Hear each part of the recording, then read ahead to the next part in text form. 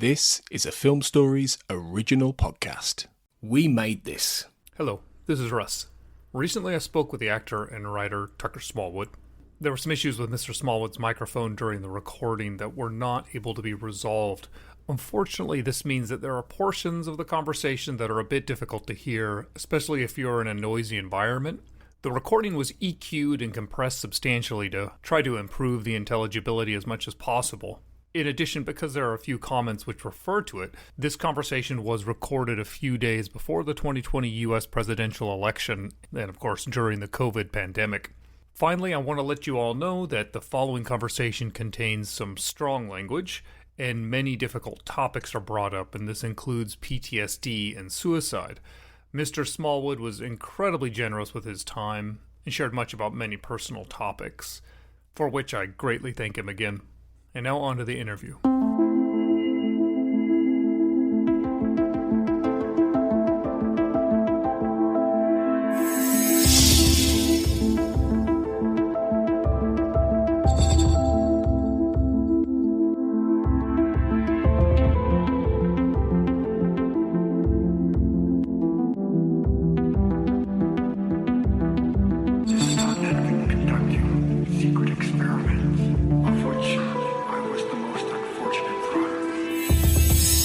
Welcome to the X-Cast. The truth is in here. I'm Russ Hugo, and I'll be your host today. Today, I'm honored to be joined by none other than Tucker Smallwood. For 1013 fans, he played, of course, Sheriff Andy Taylor in the Season 4 X-Files episode Home, and Stephen Kiley on the Season 2 Millennium episode Goodbye Charlie, as well as a regular Morgan and Wong Space and Above and Beyond, appearing in Star Trek Voyager Enterprise. But however, in addition to his extremely successful acting career on screen and stage, he is also an author of the book Return to Eden, which has received substantial critical praise. The book explores the issues of PTSD in his service as a lieutenant in the U.S. Army during the Vietnam War, where he was awarded the Combat Infantryman's Badge, Bronze Star, and Purple Heart. And if I'm correct from reading your bio, you're also a polyglot. It sounds like you can speak Vietnamese and probably German, at least. I have in my life spoken fluent Greek, Vietnamese, and German. However, truth be told, I have a minor in German from college. If I spend a few days in German or listening to German for a few hours, much will come back to me, but it's like a muscle. It becomes flaccid when it's not used. And I have comparatively few conversations these days or opportunity to speak with someone. A number of curious things have happened over this year. This has been a curious year. I've been assisting a young woman in Texas who is writing her doctoral dissertation on the military advisor in Vietnam. And she is the child of Vietnamese immigrants who were refugees, both people. And she's a very interesting young woman. And so as I find myself involved in projects like that, the music comes back to me. There are times I dream in Greek or Vietnamese or German.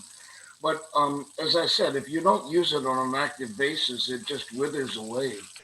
The science out there, from what we've seen, the effect of having those skills and those talents, especially early on with brain plasticity and the rest.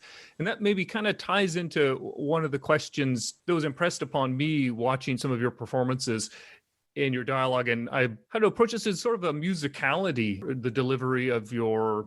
And I want to clarify, I'm not talking about specifically singing in the scene in Millennium for Goodbye Charlie with the karaoke and all of that. I'm thinking more of in the sense of a grasp and a delivery, a texture, a rhythm to some of the dialogues that you perform. And maybe as a layperson, I'm not describing it correctly. But then reading your bio, I was not surprised to see and learning more about all of your work and early on studying the violin, your ongoing work in the blues. And so wondering maybe with your skills with language, how that's informed your interest with music, and then of course your acting. I know it's a broad question. I found that one of the more intriguing possibilities that you had suggested we might discuss. I thought it was quite insightful. On a number of different levels, Greek and German have more in common than Vietnamese because they are much more traditional meaning Western. They rely upon grammar and construction as opposed to a tonic language, which is Vietnamese, and relies much more on subtle audio tones. I have a strong background in music and innate sensibilities in music, and I found Vietnamese the easiest of the three languages because I have a nuanced ear. But people who are tone deaf are relatively less facile, less capable of differentiating between tones, struggle with tonic languages. My characters have a cadence. And again, it's insightful that you picked up on that. There's something about a cadence that lends itself to authenticity. And one can't necessarily say, I understand what's going on here, but you know what, when you hear it or you see it, you say, this just for whatever reason rings true, and this doesn't like. This is someone attempting to be, and this isn't someone who is being. So I think one of the other questions you had asked was, I graduated from the University of Maryland with a degree in TV production direction and directed for NBC, the affiliate in Baltimore, WBAL, for about 4 or 5 months until I was drafted. And I was, at that time, the first director of color to be hired by them. That was my background. It had never in my life, when I was drafted, and I was, I guess, 23 years old, it had never for a day in my life occurred to me that I should become an actor. Okay, that wasn't, it wasn't any, it probably had less reality than becoming an astronaut. Okay, and that had pretty damn little reality.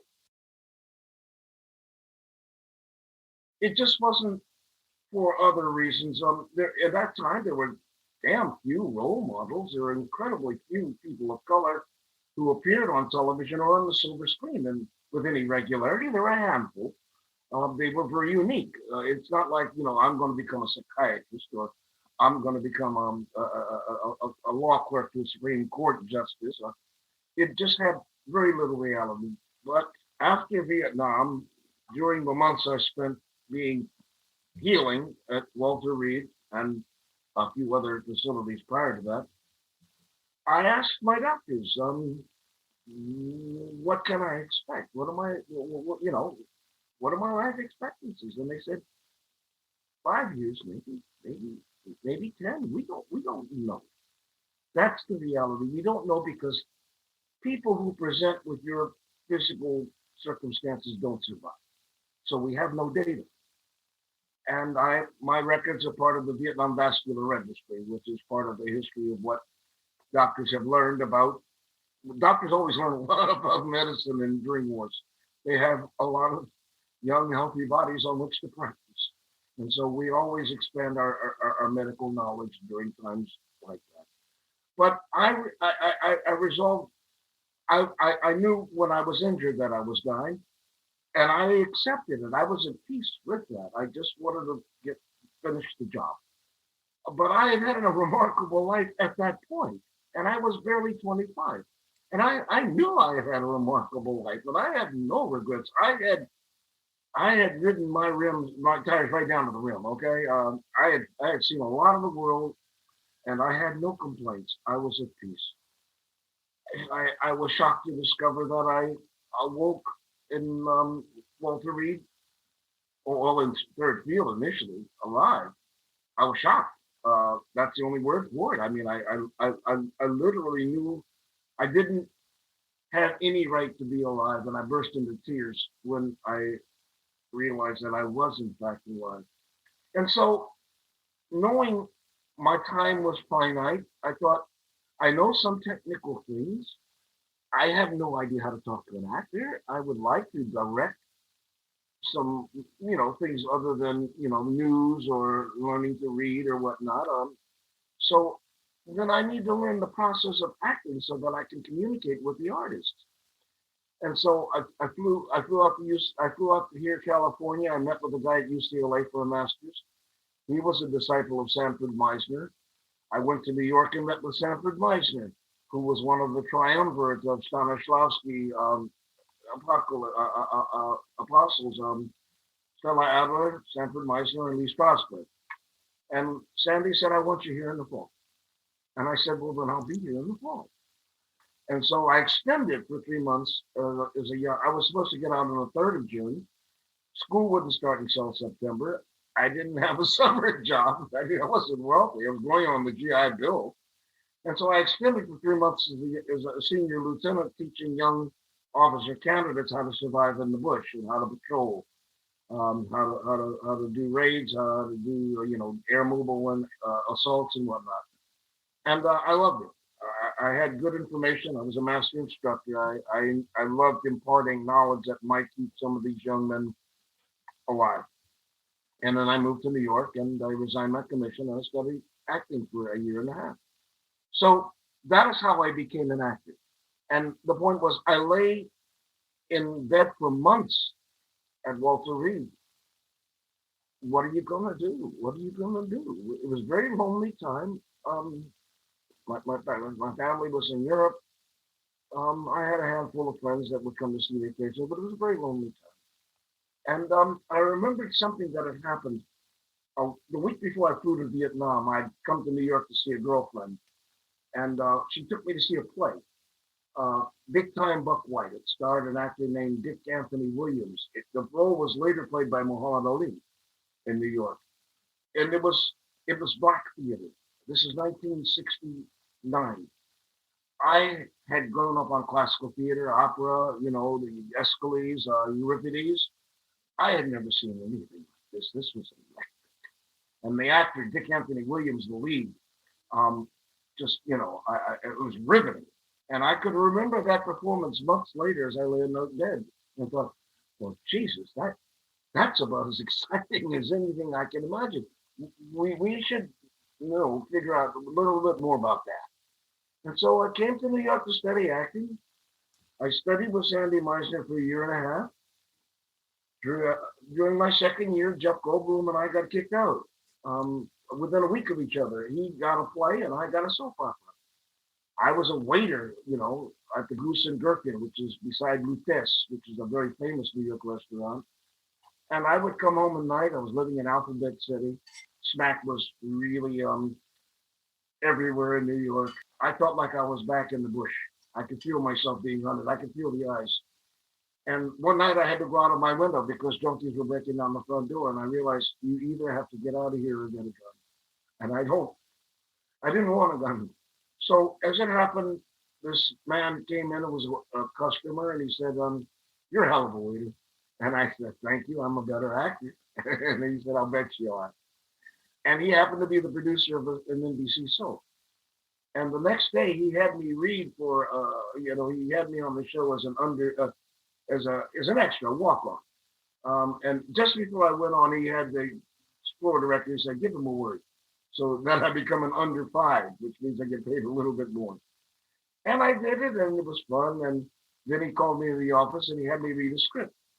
And when I finished, he offered me a job for $400 a day. And I knew that Sandy was going to be very unhappy with me because they had a hard and fast rule at the playhouse.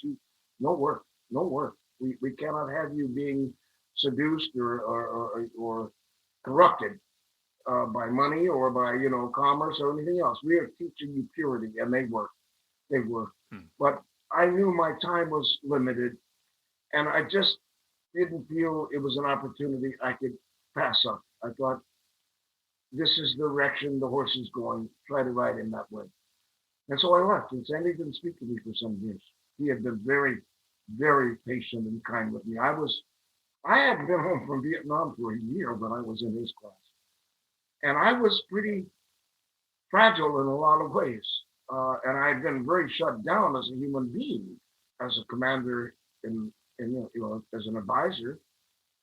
And he would say to me, he said, you watch yourself all the time. You watch yourself. Why do you do that? And I said, well, I'm afraid I might hurt somebody. He said, we're not going to let you hurt anybody. he had no idea what I was capable of. None. But he taught me to trust myself. And I learned that I could be trusted. I might damage a table or a door, but I wasn't going to hurt another human being. That was very big. Again, I was pretty traumatized still am for whatever. But the point is, I saw him and I saw Stella treat some people with shortness and impatience. That would have shattered me. They were very kind and loving and generous to me. I saw Stella in the summer when I came out to California, and I told her about meeting with Coppola for an hour and talking about things. And she said, "Yes, that's wonderful, but you mustn't do the movie." And she says, "You're not ready. You haven't dealt with it. You're going to come unglued." And that was one of the lucky things of studying with Sandy and studying with Stella, as opposed to Lee. They wanted truth, living truthfully under imaginary circumstances, but they didn't want artists to use their trauma in their work. Lee didn't care. That led to some interesting performances and some very neurotic actors. But Sandy and Stella taught me live truthfully under imaginary circumstances. They taught me to prepare. They taught me to create a history. They taught me a lot of wonderful things that I cherish. And feeling was truly being reborn to me. Once I had my full emotional range, I wasn't going to give it up. I just wasn't going to sacrifice it. So that's a long roundabout way of saying I came into acting character on a soap opera. Over those initial years, I enjoyed great success on any number of levels, however you want to equate it. Payment, fame, attention, awards, nominations. I was a very electric person. I was very much in the moment. I was working on borrowed time and I didn't piss away any of it. I loved everything I got to do, children's TV, documentaries, commercials, theater. I loved it all. I loved being with other people and being creative. And I was a very happy human being by and large. It wasn't until late in the 70s that my wheels began to come off the tracks. But for those first 7 or 8 years, I was incredibly successful. I did very well in all different mediums. And then I had to reinvent myself as a team. There was a time when after doing 100 commercials, I suddenly wasn't that guy. And yet my agents discovered, well, he can cross over. They don't necessarily know he's a person of color. They may know it if they want that, but they don't have to. And I did 1,000 voiceovers. So again, I kept rolling with the punches, but it wasn't until something bad happened in life while I was doing a play in the late 70s that I was triggered. I use that word advisedly because I now know that I have PTSD. I wasn't diagnosed until 1988. However, 8 or 9 years after returning from Vietnam, the wheels were starting to come off. That's why they call it post. And I began to realize if you die anytime soon, it'll probably be because of how you've treated yourself since Vietnam rather than what happened to you in Vietnam. And I, among other things, was suffering from survivor guilt. I shouldn't be here by any number of measures. I'm not saying I'm not willing to be here, I'm ungrateful, but statistically, I shouldn't be. And a lot of people who I very much respect and care for aren't here. And the mind is a curious thing to raise. It's also a curious thing to live with. One of the things it does is when you feel that kind of guilt, you begin to subvert your own reality. And so I had affection and wealth and attention and respect and a lot of qualities that I didn't feel deserving of because I was breathing in and out and friends I cared about weren't. So I set about destroying it, and I was pretty good at it. I was pretty good at it. Anyway, so I was a successful artist. I was a very unhappy human being. But many of my roles came about because I would look at the text and get a gestalt.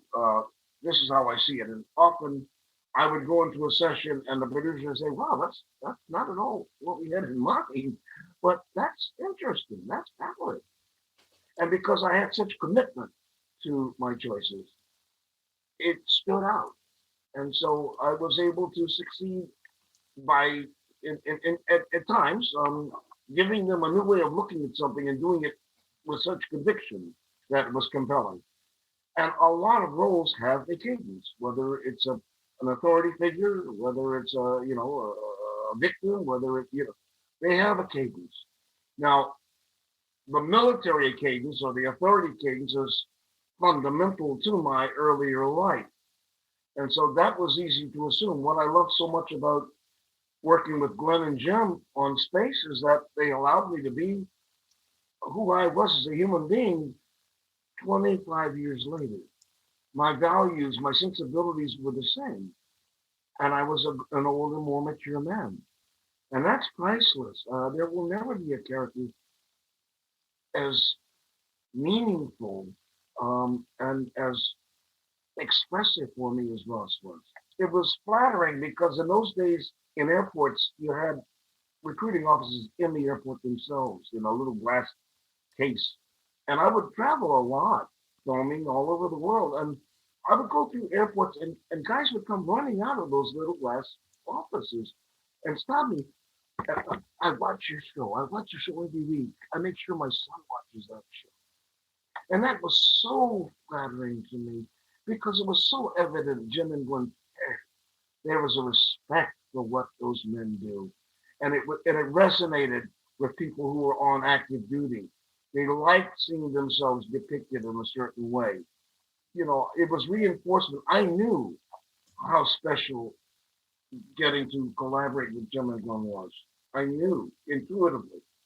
By that kind of feedback, by my own sense of truth, by the fact that they allowed me to share in or express my points of view, or initially they wanted Russ to have a CMH. And I said, he doesn't need that. Blue Max. It's a lot to live up to. We ended up with a Navy Cross, which was more than enough. But the point is, I've had dinner with a couple of dozen CMH recipients aboard the Intrepid years ago. I've met with them, a number of them over the years. They are singular human beings. And it is though they have been touched by God.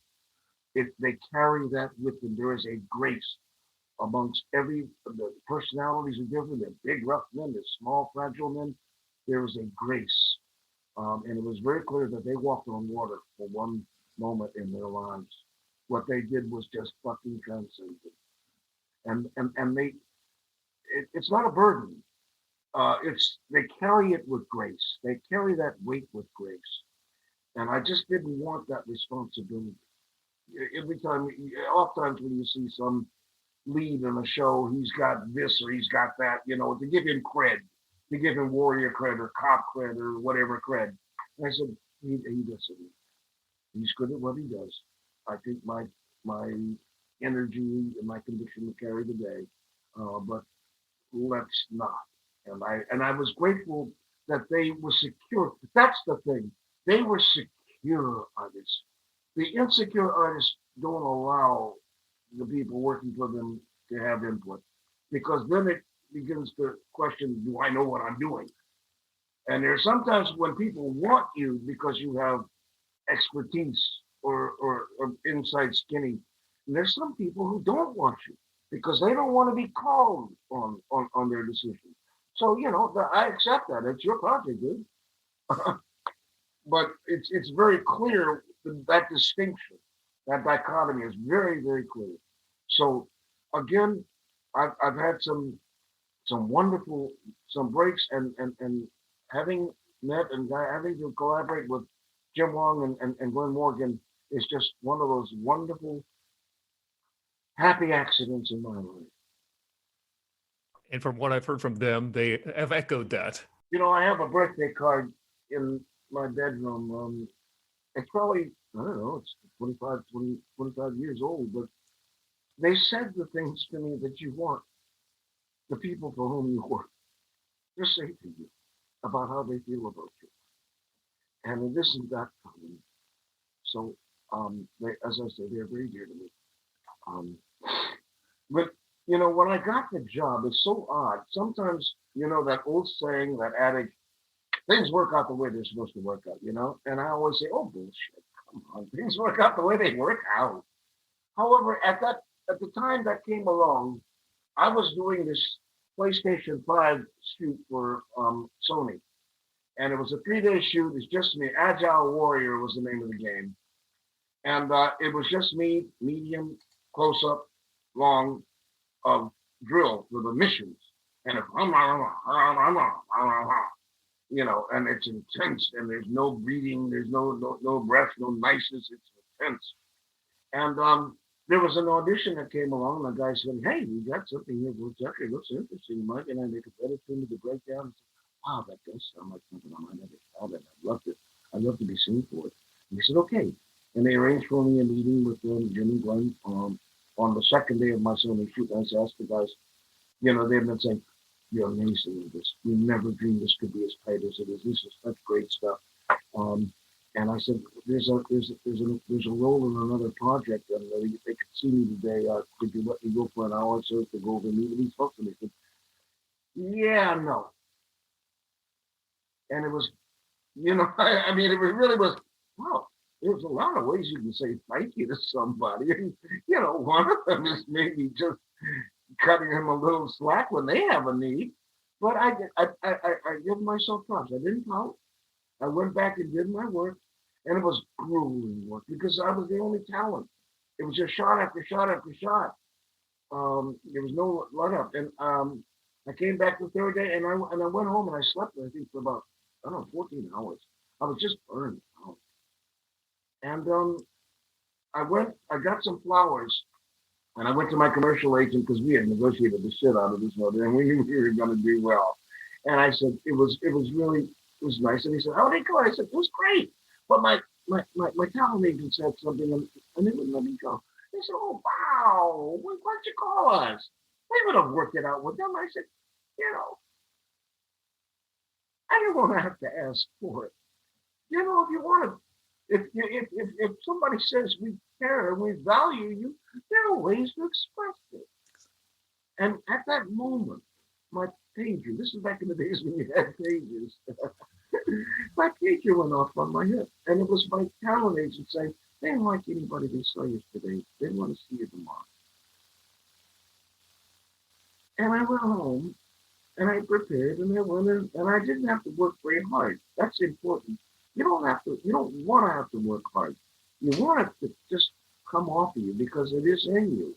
And it did. And you can have somebody who's really good and you can have somebody who understands the guy and is the guy. And if you see one, you might be convinced, but if you see them both, you say, "Oh, well, column B. That's really more authentic to me." And it was like that. And the point was, if I'd gone in on that second day of shooting, I'd have been stressed and I'd been, whatever, and I might have tried too hard or whatever. In this case, I was relaxed. I was just myself. I just gave it the values that it deserved. And they said, we want to do this, we want to do this, we want to do this, and we want to do this. And if you would be, I said, "I'm interested. Ask me. Just ask me." It was such a wonderful, wonderful thing. And I started as a guest star, and then I became a special guest star. And then at the intermission or the middle of the season, I was offered a contract. And it's just a very unusual progression in the business. It just doesn't work like that very often. It was the role of my life. It'll always be the character I care about most. So I'm very, very grateful to have had the opportunity to create it. And just as having worked for Larry David and Jerry Seinfeld, and so that led to a number of other opportunities with their projects. Jim and Glenn, after our season was over, and they let us go from our contracts. They went on with Millennium and the X-Files and whatnot. And I remember getting the script for the X-Files, and I went to a Pizzeria Uno. Pizzeria Uno. Pizza, Chicago Pizza. It's not out here anymore. It's in Chicago. And I'm reading the script while I'm waiting for my pizza, and the woman asked me, she came up to the hostess, "Are you okay?" I said, "Yeah." She said, "Because you're going, oh, God." And I was unconsciously, because of what they had written was just so horrific. there reading. Oh God, no. It wasn't laughing either. It was awful. Oh, that was so much fun. Oh gosh. And I remember getting to Vancouver and we shot my death scene the first night of shooting. And I had I'm a paratrooper, I'm physical. Of course I can do my own stunts. Come on. Like red ball, lapel. Yeah, okay, there's a reason the guys get paid. Okay, we got a concrete floor. These roots are throwing me about like a feather. And I forgot to tuck my head at one point, and I just, my head smacked the floor, and I saw stars, and I saw three, and I said, listen, when you shoot my point of view, defocus the camera, because that's how I'm seeing everything. And so at that point, I said, let the stuntman earn his pay, schmuck.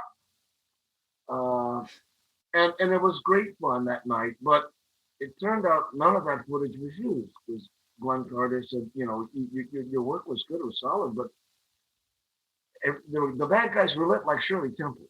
Okay, the lighting designer at for that shot was not comfortable working in the darkness that Chris and the values of that show demanded. He was let go that night. A new lighting designer was brought on, who came, the lighting designer, and I had to stay an extra 4 or 5 days to reshoot my death scenes. But I just thought that was interesting. The people had said they see my brain splatter.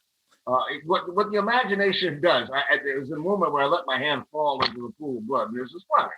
But when it's dark and you can't quite see you, your imagination takes. That's the wonderful thing about horror, So I love that, and I remember I was wandering around downtown Vancouver one day. I was off for that couple hours. And this big tall guy, calls off to me and, hey, Tyler, hey, good looking guy. He said, "Oh, fuck is that?" It's one of the Peacock brothers. I stayed away from these guys, and their makeup was horrific.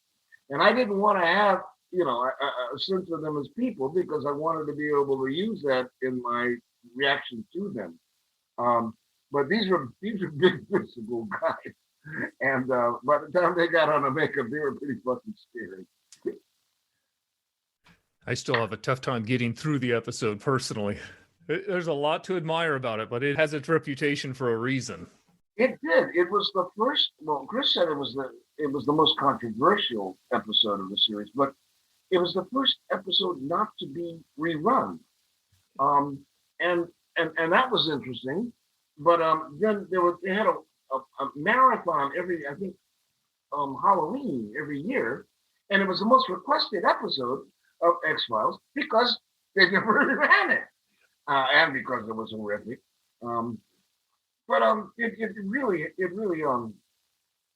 it really was kind of singular in what it did, and I had lots of fun experiences doing it, and I always thought of the woman who played the mother of the Peacock Boys. I called her Dolly because she lay under the bed and had a little carded thing, a little wheeled cart. I've always enjoyed that fun. But I really, that was my first trip to Vancouver. I've been many times since then, but that was my very first trip to Vancouver, and it was just beautiful old growth forest, and this is mid 90s. Late 90s, mid late 90s. But I really enjoyed myself there, and really enjoyed going back. And Kelly Manners, our first was the brother of our first one, Space Above and Beyond, and just a lot of nice things. On that point, actually, we had a question from Paige Schechter, who's a avid part of the XCast, who wanted to ask you specifically about your experience working with Kim Manners. You reminded me of somebody I might have encountered in Vietnam. There was a directness and an authenticity to him, and he didn't get flustered. He was used to long hours and stress and pressure. I haven't thought about that before, but that's the closest analogy I can make. He just had that. He was seasoned. He was the kind of guy you want for a first. That's the kind of guy it takes to succeed. The energy when you see behind the scenes, there's something to it, and it comes through on the episode. Very talented individual. To go back to some of the things you were talking about, from other comments and people that I know who are a fan of your work, they'll mention that you often play a lot of military characters. Yes, there is a traditional stereotypical military cadence that performers will often bring in TV. Well, I don't always mean the drill instructor cadence. No. There's a rhythm to professions, I think. Yes. That may be an idiom, it may be a stereotype, but I know that I look for that. I look for that in the text, if the writer had intended it. I look for it for myself as an artist, because it's something I can hang my energies and my transitions on.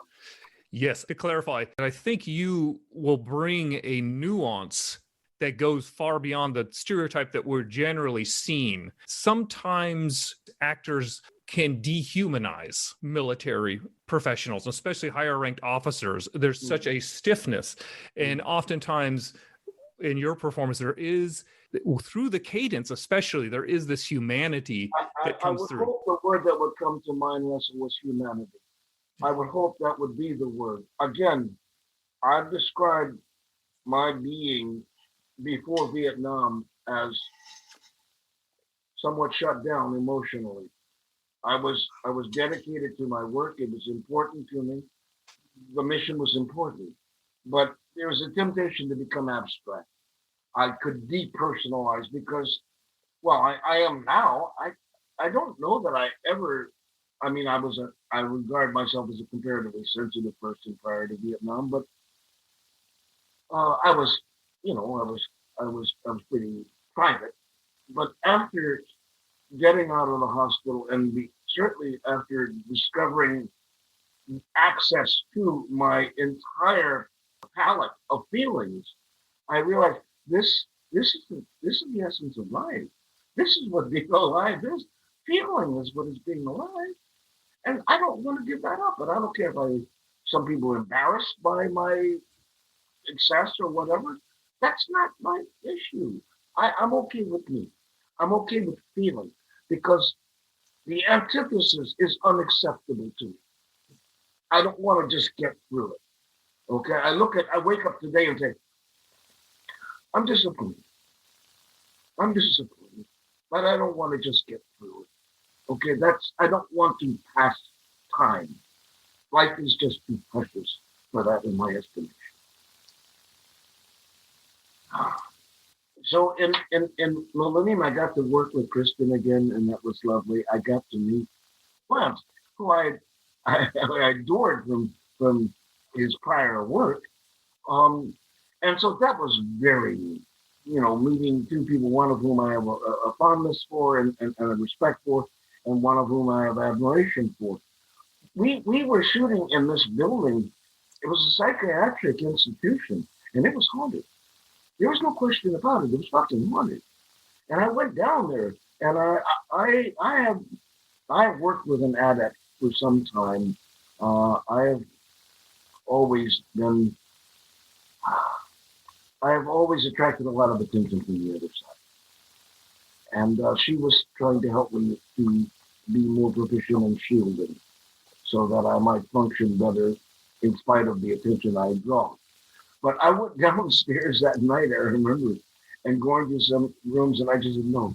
There's a wonderful commercial on right now. A guy goes up to the attic, and he turns on the light, and he sees all of these strange models and dummies and people sitting there in his attic. It's a Geico commercial or whatever. And he says, nope. He turns off the light and he goes back downstairs. And I did that. I went downstairs and I went down the hall to these empty rooms. And this is an abandoned psychiatric. It's got the ivy on outside and everything else. It's perfect for Gotham. And we were shooting in that sucker. And I got down there and I just felt the chills. I walk into a room and it's like 15 degrees cooler as soon as you walk in the room. There's no air on in there. And I could feel the energies. Nope, okay. Going back upstairs. I have enough to satisfy my Jones for this moment. I've been to a few, I won't say haunted, possessed, embodied, occupied places. I've seen some clearings. I've been present for that. But I remember that distinctly from that trip to Vancouver and being in that building. I really liked my character. I loved the people that were my, I don't want to say victims. And I thought it was interesting, Russell, over the years as I encountered people's responses who had seen it, they came out on two different sides as a rule. Those who believed in assisted suicide saw me as an angel of mercy. Those who did not believe in assisted suicide saw me as a demon, as an angel, as an agent of evil. And it was pretty specific and pretty consistent. I think it was interesting. Very much. Expanding on that with your background and your extensive advocacy work dealing with PTSD and the things you're talking about before and using acting to process emotions. And that episode deals a lot with issues of depression and hope, and you play a crisis counselor. When watching it, there is a real unique empathy coming through your performance. And I'm wondering how you felt when you read the script and how you approached some of those very difficult themes, especially considering your knowledge and experiences with them. I think that's a very interesting question, one that hasn't been asked, as I can recall, over the past 23, 4 years. It's the character spoke to me. I don't know whether Jim and Glenn incorporated any of their impressions of me into the creating of that character, but it spoke to me, and I am, at this point in my life, an empathetic person. I don't know that I would have described myself in that same way prior to 1969. I don't know. But I think it's applicable at this point in my life. It's what's so. And my training is to be instinctive. My training is to, you hear some voice here, sometimes go with it, what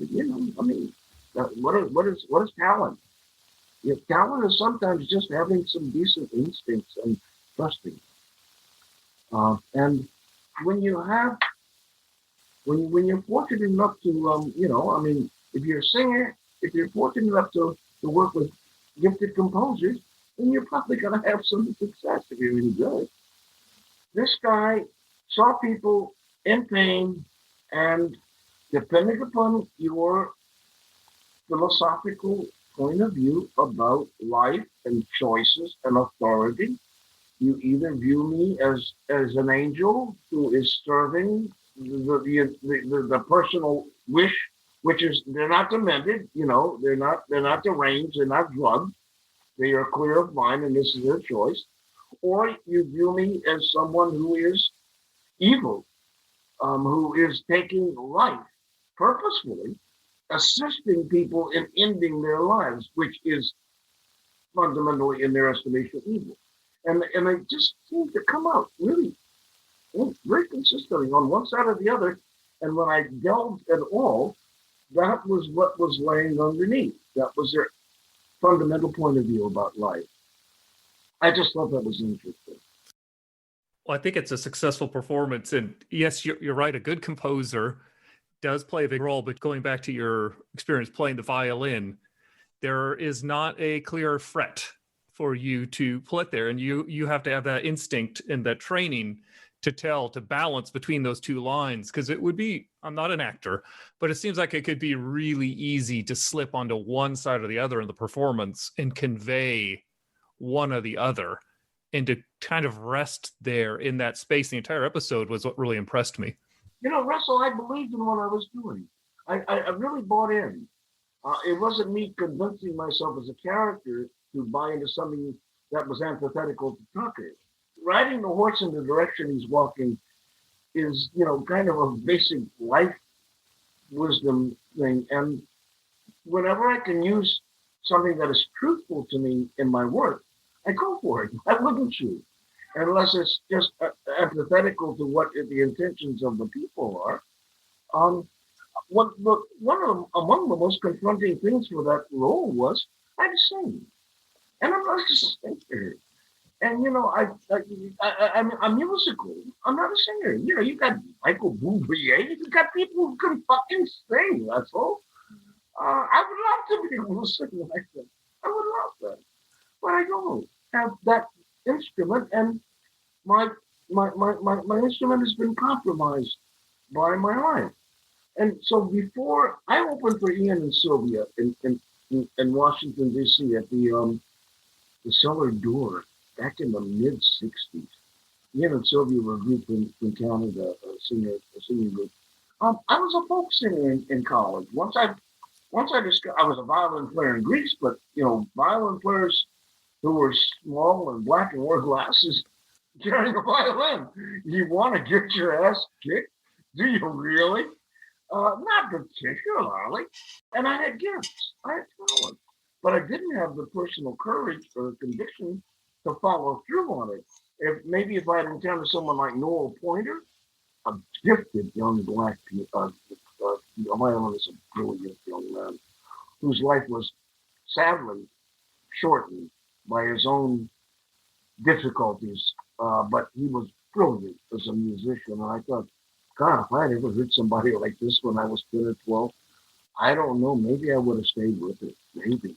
But I gravitated to, I played the violin in high school in the orchestra, bass.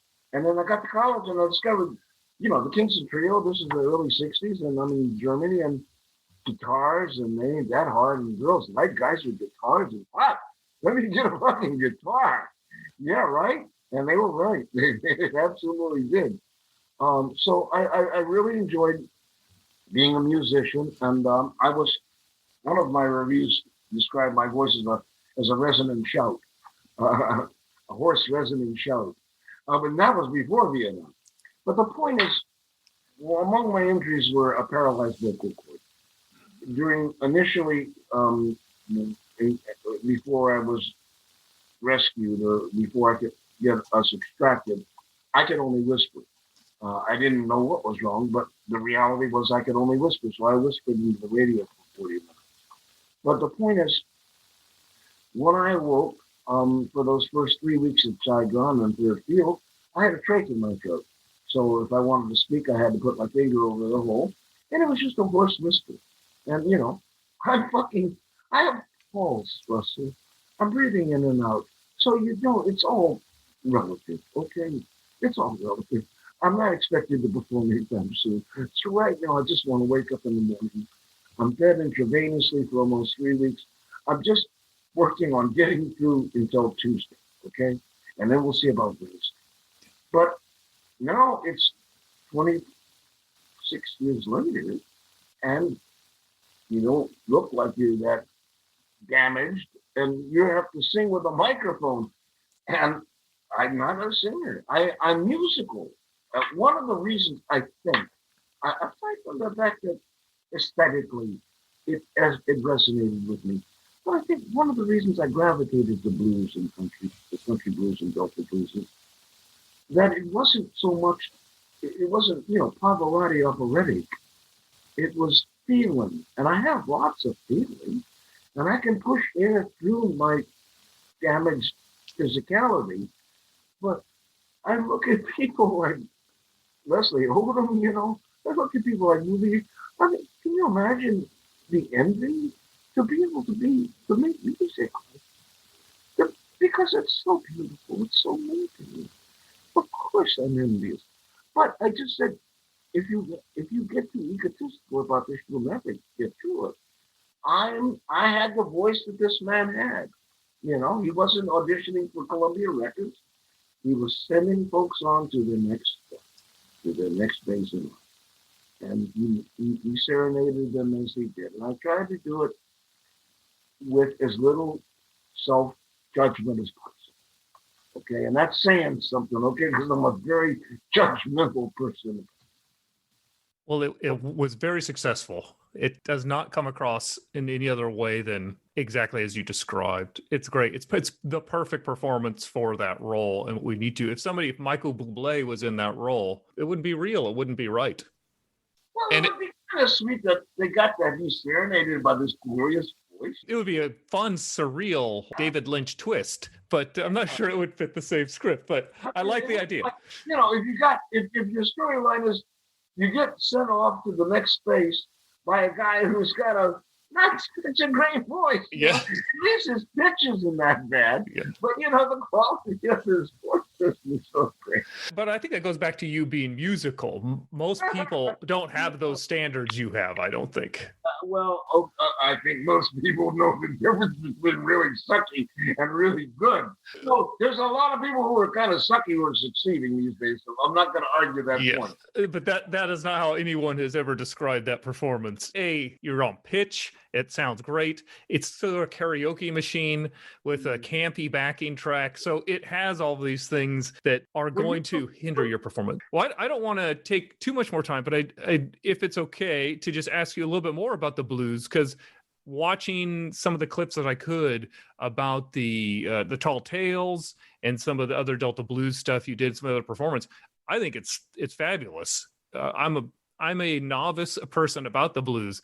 Maybe I'm not as picky, but I think the energy and the emotion that you're talking about really comes through.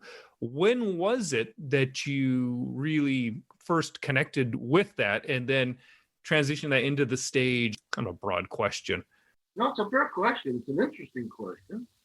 When was it? My intellect tells me that I really super gravitated to Delta blues after Vietnam and after my injuries, because intuitively I realized your equipment is compromised. If you can own the genre, the energy, the zeitgeist, and not worry about sounding like Jesse Norman or Pavarotti, get your fucking ego out of the way. You could enjoy. You could serve, because I so love the singularity of these men. It's funny. I was in, God, it's probably been almost 20 years. I was in Vegas like 20 years ago, and I'm listening to an Elton John song in a restaurant and realizing that's fucking 40 years old. When I was 18, I didn't listen to music I was 40 years old.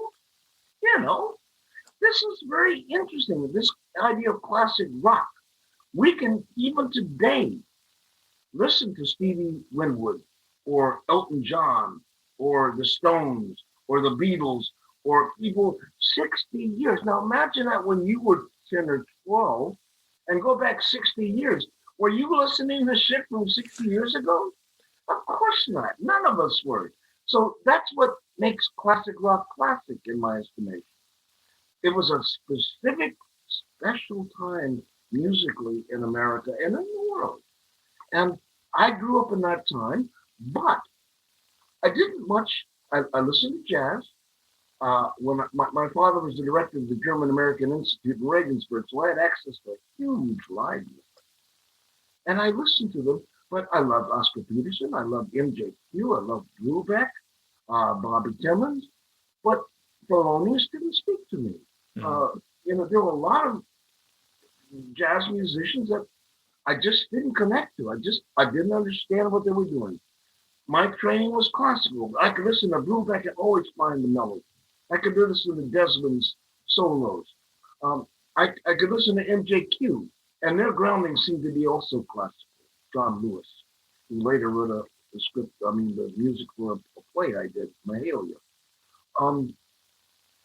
The point being, I liked some jazz, but I wasn't a jazz devotee because the purest jazz guys didn't speak to me. I couldn't follow them.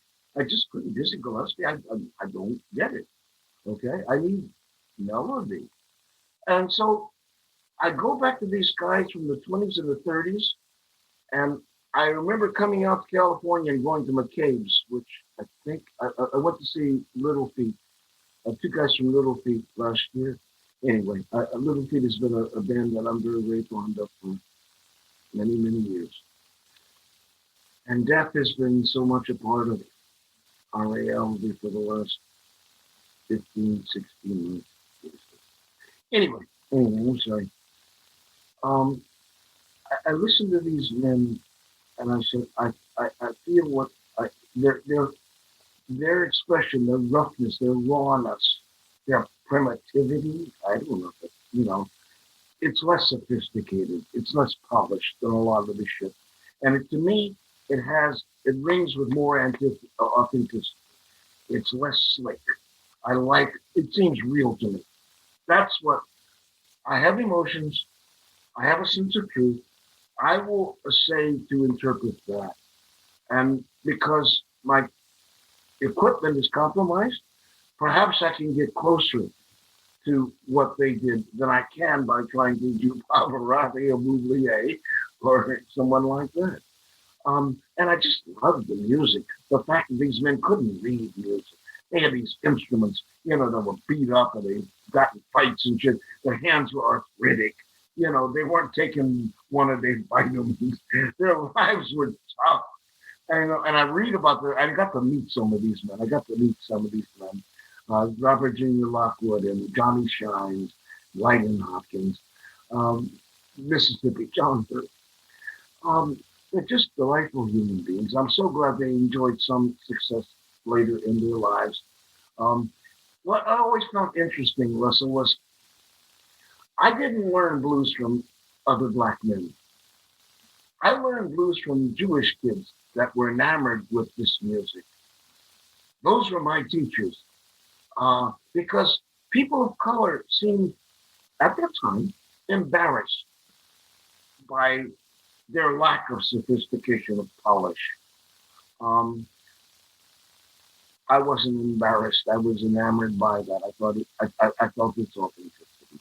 And I was grateful that there were people, regardless of their ethnicity, that cherished the music enough to be able to communicate it to me. But I thought that I've always thought that was interesting, that a black man would learn music by black men from an entirely other ethnicity, which was primarily Jewish. There are a number of blues musicians in my living still, or having lived in the last 25 years still. Some of them are that. I don't know who their touchstones were. I don't know who guided them. I hope they were able to find black precedents, that could pass it down. But in my time, from the 60s on, there weren't many people like that for me. I got to meet the guys who had been rediscovered. They weren't going to be tutoring me. The people that enamored with their music were young Jewish musicians. And I'm sure that some were Gentiles as well, but they weren't black. They weren't black. That's what amazes me. At the time, considering how much the blues had influenced all popular music, and then was overshadowed by it, and then it sounds like it put a wall and make it difficult to directly access it. How it became in the 50s, 60s, and 70s, there was sort of a commercial wall from the roots that prevented access. And the fact that you were still able to find a way and make a connection back then is really great. Well, it wasn't that coincidental. In 1980, I encountered a guy who came from Colorado, from the mountains of Colorado with an inheritance from his father. He was white, who wanted to make an album of Robert Johnson's music. And I had encountered Robert Johnson at the Guitar Study Center here, and the guy said, okay, now this is called a Robert Johnson tournament. And I said, oh, that's funny.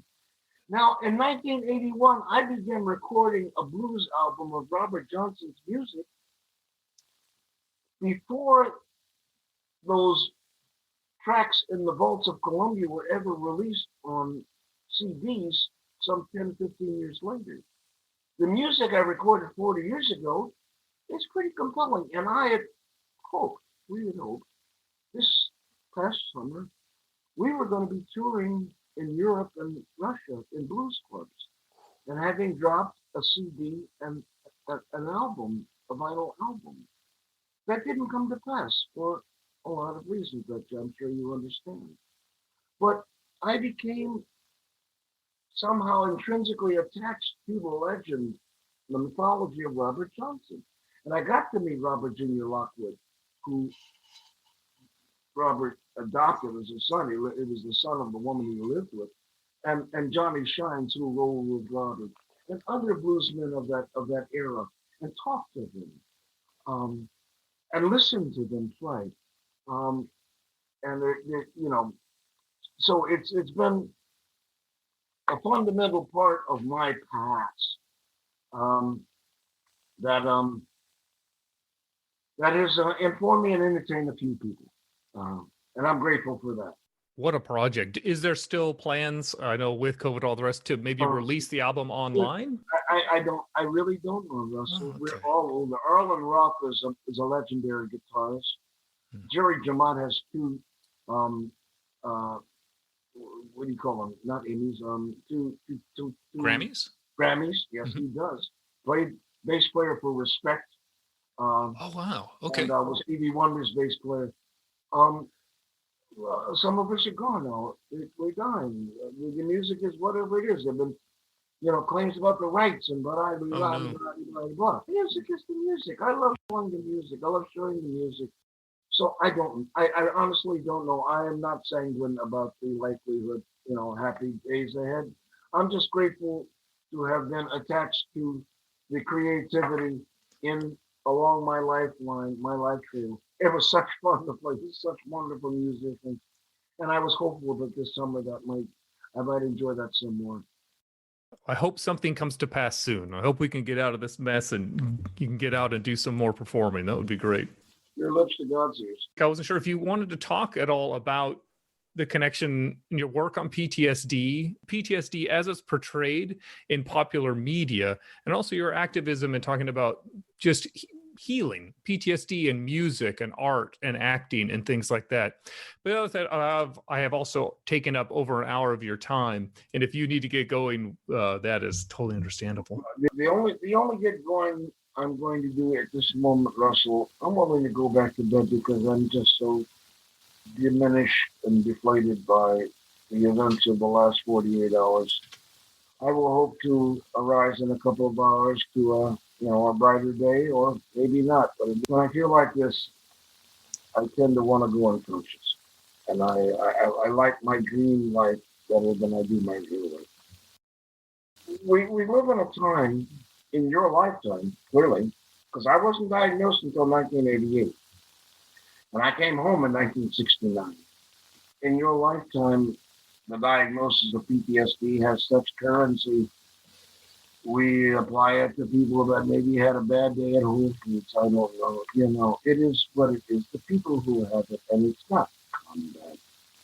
It's trauma. If you were in a bad car accident, if you were a victim of crime, you were a victim of sexual assault, there's war. There's so many different contexts that convey trauma. The point is, trauma is not a normal reality for the human being. And we each process it in different ways. I have been medicated for about 20 years. In the last 18 months, even more medicated. It helps me engage my thoughts and not want to hurt myself and think reasonably rationally. I also meditate twice a day. I pray at night. We each will find ways to get through the day with some sanity.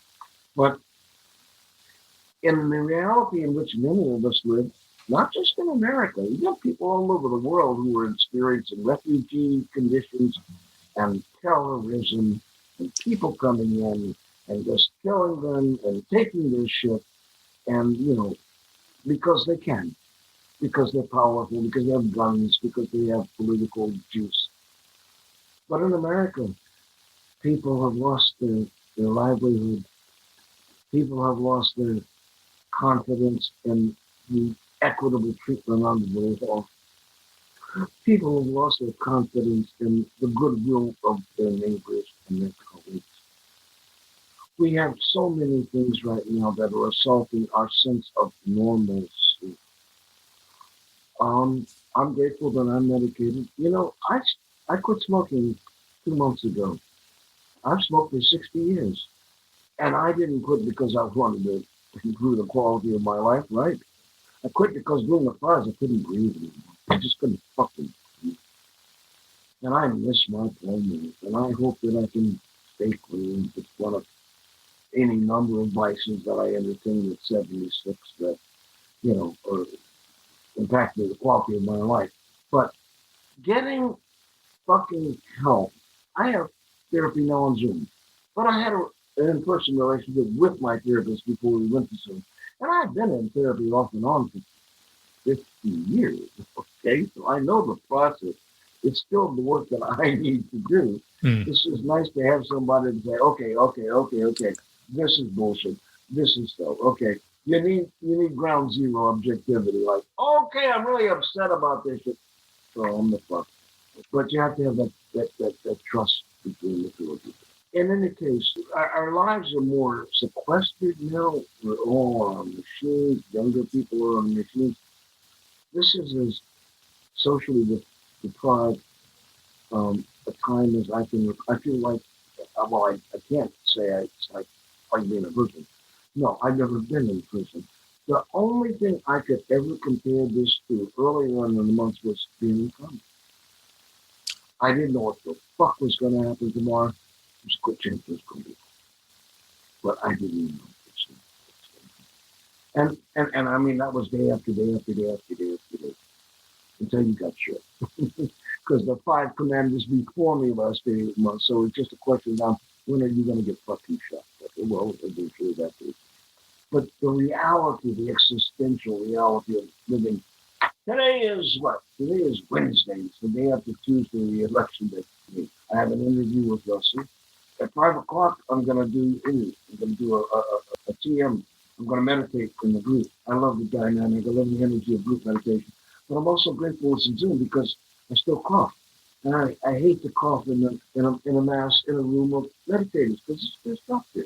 I don't want to disrupt anybody's, group. But I still feel the power of the unity of being a part of a larger thing. I think there's something fundamental in a human being about wanting to experience being part of something larger. So we began talking about this because of PTSD. I was part of, for many years, an initiative, the 501c3, which is a charity, initiated by a woman 17, 18 years ago who was ready to retire. She was a psychiatrist who was ready. And she went to see a play here in Los Angeles about Marines and pollution. And she was so struck by how broken they were, how much pain they felt. She said, I have to do something. And she did. She created a network of caregivers across America who donated their time, pro bono, to treat veterans with PTSD, their loved ones, and the care was open-ended, and the care was confidential. That last one might be as important as any of the first 3, because even in the VA system, your care is not confidential. No, it's not. Their records exist. Even I've been appalled by that reality. But I am an advocate for treatment, okay? Because I've been a public figure for 50 years, and I'm accustomed to it, and I accept the upsides and the downsides. But the point is, yeah, you might know me from Star Trek or X-Files or whatever, but I'm also a Vietnam veteran, and I have a lot of friends who are veterans. Vietnam, World War II, Korea, post-Vietnam. They are in pain, some of them. And we can have a statistic of 22 a day take their lives. And whatever you think of, lies, damn lies, and statistics, people run out of time and patience. There is a pleasure pain calculus in life. When the pain is greater than the fucking pleasure, you say, fuck this, turn the lights on, man. Gotta be a better world somewhere else. And yes, there probably is. But this one doesn't have to be as grim as it seems to be. So I signed on to this program to assist, to advocate, to be a face. I wanted to put a face on PTSD, and that's why I published my book. I'm bruised, I'm damaged, I'm injured. But my physical injuries, as consequential as they are, pale in comparison to my psychic, emotional injuries, which directly affect and adversely affect the quality of my life. If I'm unable to relate to people, to connect with people, to interact with people, if I feel so badly about myself, I just want to go back to, if I'm depressed all the time, and that's what depression is. And it's not just war. You could have been in that car accident, you could have been raped, you could have been assaulted. Trauma is trauma. We ought to be getting better at it because we know that it exists. I don't know that we are better at it. The Soldier Project existed for 16 years at least. I was a board member, I was a donor, I was a fundraiser. It came into life at the same time Wounded Warriors Project came into life. And Wounded Warriors Project was just huge. It sucked all the air out of the room. They raised $200, $300 million a year. Well, 55 cents of that money went to veterans, okay? You got $200, $300 million a year. They're spending 45 cents of each dollar on condos and airfares and resorts and conventions and blah, blah, blah, blah. They didn't have a program for PTSD, but they had a brand and they had the ability to flood the airways with slick ads, as though going skiing or going rapids or mountain climbing or horseback riding is going to cure you of PTSD. No, it was a nice day. I'm sure it was a nice day. I'm happy for you. PTSD gets cured in the closed room with two people, but it's usually involves snot, okay, and pain and struggle. And it takes, but there is light at the end of that tunnel. However, they sucked all the air out of the room. The money was not forthcoming. They could have funded us with 1/2 of 1% of what they brought in. But they chose not to. And so now they're the big dog in town. I don't know what they're doing with PTSD, but they're still making commercials about going, rapids or skiing or horseback riding or mountain climbing. And veterans are still home and go home and deal with their thoughts. So I don't want to, I probably do sound bitter. I don't want to sound bitter. I'm just so disappointed that work that was good work, that was solid work, that was absolutely serving people, helping people, healing people, ceased to be possible and available because somebody with a slicker media campaign sucked all the air out of it. But I still advocate. I still am occasionally. I'm always stunned by people who, a woman wrote to me, senior fucking military officer, I was stunned, wrote to me to let me know she had seen one of the speeches or videos that I had posted for people that said, I felt for the first time someone was talking to me rather than at me. Mm. That was affirming to hear that, because whenever someone asks me, will you do this? Yeah, sure, of course. I like to think, come on, I've been home 50 years. There's a lot of voices. There are younger generations who can speak to the generations now. They probably want to hear from somebody in their 40s or 50s rather than in this. And I'm not trying to take up airspace on it. I hope guys will step up and take on the mantle.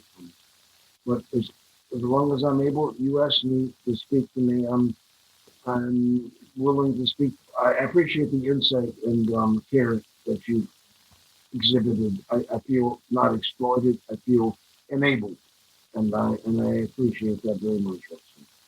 Thank you very much. That's beautifully said. And if I can restate or go back to the point about being bitter, I think I would interpret it as anger, and it's justified in this situation that we have continued to not help the people to the degree that they deserve and need. And there's so much work that needs to be done. And I didn't mean to frame the question. I did inelegantly put it on your shoulders, but you have a extensive background in the field and knowledge. And I really appreciate you sharing your thoughts. And as part of this interview with you, because I don't get paid for this, and you're doing this kindly out of your generosity of your time, we ask our guests to nominate a charity or an action that our listeners who listen to this podcast can do? I belong to a number of veterans organizations. I don't think they need anyone's help. I published my book to help explain to families of veterans, sons, husbands, fathers, how we've changed, some of the reasons why we've changed. I think I would encourage people to look within their own communities. There's very few communities here in America that don't have veterans. Some of them, many of them constitute some of their homelessness. Mm-hmm. They're homeless because they have issues. They have mental issues. They have emotional issues. They may have chemical issues. Mm-hmm. But those issues have arisen largely because of their surface beliefs. So to the extent that you can be supportive of an effort or an initiative where you live for young men and women who have been sexually assaulted, MST, who have been traumatized by their service at war, I would encourage you to do. Fabulous. Thank you once again for taking this time and also to share all of these emotions in your acting, putting all this effort in, like you're saying, creating a moment and a community space. And I think a lot of the performances you've done, the humanity and the empathy, even in stuff that people write off as being genre television, has such a depth and importance and can provide a lot of growth and healing for a lot of people. I want to thank you for all of your work that you've shared with us artistically over the years, which you'll continue to. And again, for taking the time to speak with me. And Russell, thank you for your patience and your insights. I enjoyed this process. I've done a lot of these, and this was certainly one of the more pleasurable ones. You be well. It's been an honor and a pleasure. You take care. Thank you so much. Great to talk with you.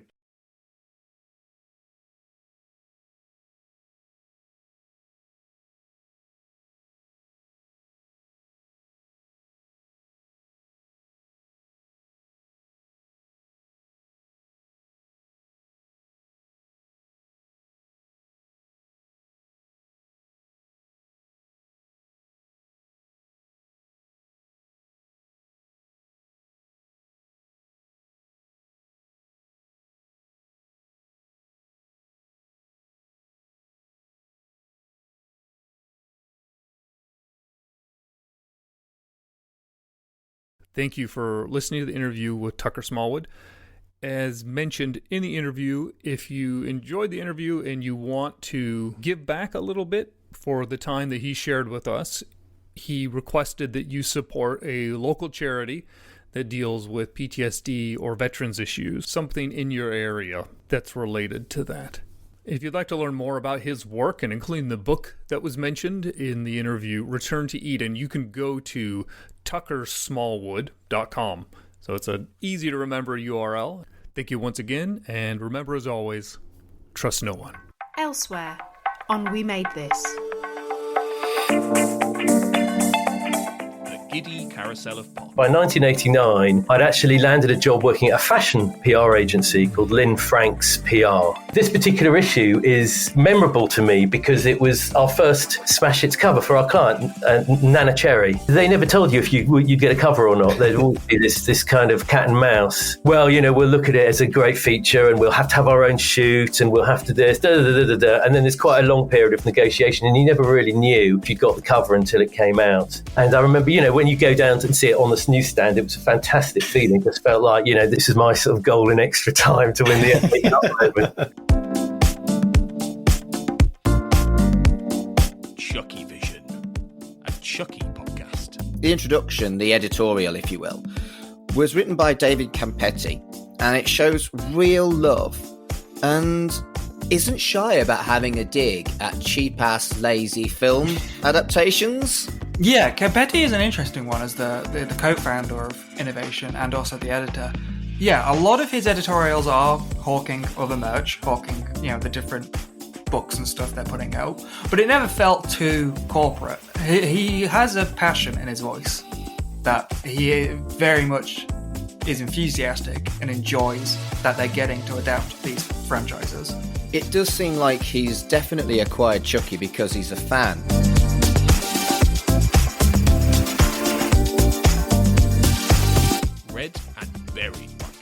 theme this month was an Anne Rule book, so true crime, but not The Stranger Beside Me, which is her big book that broke the world of true crime fiction, non-fiction. True crime fiction, I just said. That's not a sentence. Yeah. He fell in love. Oh. He's so in love, but still not in love enough to stop using sex workers. Yeah. But in love enough to not murder them. So Okay. He's a romantic, is what I'm saying. Yeah, what a man. What a dreamy man. But his actual name was Robert Knickerbocker. Wow. Which is like the best surname ever. Do you think maybe she thought no one's going to believe this is a real name? Well, yeah, that could have been it. If I'm wrong, please don't correct me. I don't want to know. I want to get them right. Thank you. Check out all of these shows and more on the We Made This podcast network.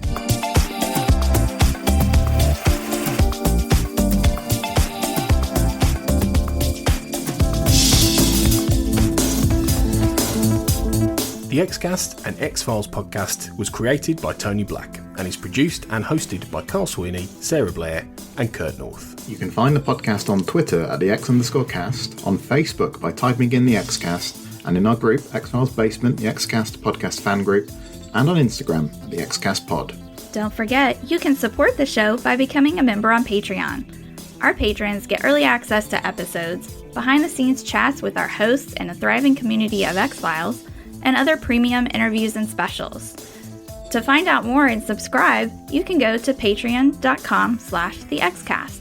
That's patreon.com/thexcast. We are also part of the We Made This podcast network, full of popular culture shows, including our Millennium series, The Time Is Now. You can find all of our shows at our website, wemadethispod.com, or via Twitter at wemadethispod. Thanks for listening and keep watching the skies.